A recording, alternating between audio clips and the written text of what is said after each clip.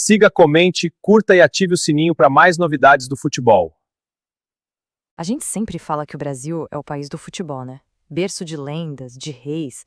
Mas, por trás de toda essa glória, existe um lado bem mais sombrio. Um segredo guardado em ruínas de concreto, em memórias que estão se apagando. A história dos templos que foram esquecidos. Olha só esse contraste. De um lado, a gente tem a glória, as arenas que tremeram com a paixão de milhões de pessoas. Do outro, o abandono total, o silêncio, onde antes só tinha festa e grito de gol. É sobre isso que a gente vai falar hoje, sobre os templos do nosso futebol que foram simplesmente deixados para morrer. E que fique claro, a ruína deles não veio de bombas ou de alguma guerra. Também não foi nenhum desastre natural, nada que veio da terra ou do céu para derrubar tudo. A verdade, na real, é bem mais simples e muito mais cruel. Eles foram abandonados por dirigentes, pelo poder público e, no fim, pelo próprio tempo. Para começar, vamos falar daqueles casos mais extremos, os estádios cuja história foi, literalmente, varrida da existência. Esse aqui era o Mutange. Por muitos e muitos anos, foi o coração do CSA, lá em Alagoas. Um estádio que era moderno para o seu tempo, sabe? Foi lá que aconteceu a primeira partida internacional do estado. Um lugar onde a história foi escrita. Só que aí, construíram um estádio novo. E o Mutange caiu no esquecimento. E depois, virou vítima. O bairro inteiro começou a afundar por causa da mineração na área. O estádio foi condenado, engolido pela ganância. O ciclo foi cruel. A modernidade chegou, o descaso se instalou e a mineração irresponsável fez o resto. Quase um século de memórias, simplesmente apagadas. Onde tinha um templo, hoje não tem nada, só o vazio. Agora a gente vai lá para Manaus conhecer o Parque Amazonense.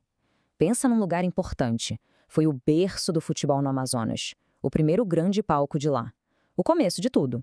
Só que o destino desse estádio foi selado por uma tragédia. No meio de um jogo, a arquibancada cedeu. Gente ferida. Uma pessoa morreu. Foi um aviso claro, um alerta de que as coisas não estavam bem. Um aviso que foi completamente ignorado. A tragédia, junto com a construção de um estádio maior, foi a sentença de morte. Desde 1973, o que sobrou é só um portal fantasma. Uma lembrança silenciosa do que acontece quando a gente ignora a própria história.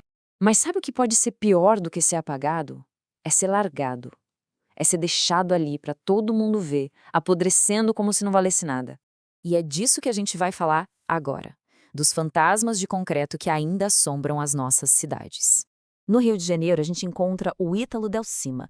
Esse estádio já viu o clássico, já recebeu time gigante, já decidiu o título. Era a casa do Campo Grande, um time modesto que sonhou alto ali dentro. Hoje, o estádio está num limbo. Ele não foi demolido, mas também não vive.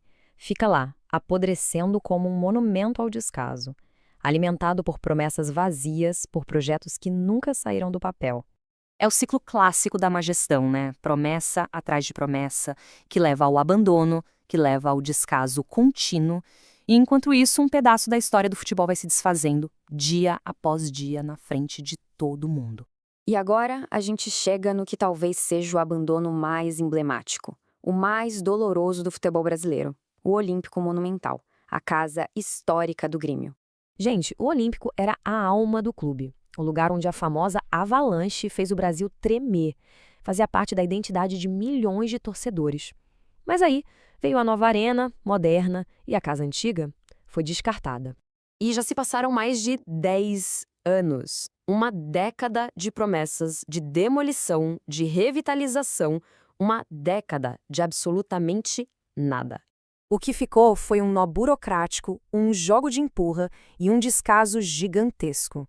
E o casarão, como a torcida chama com carinho, continua lá, ferido, envelhecendo, como um símbolo doloroso do que foi deixado para trás.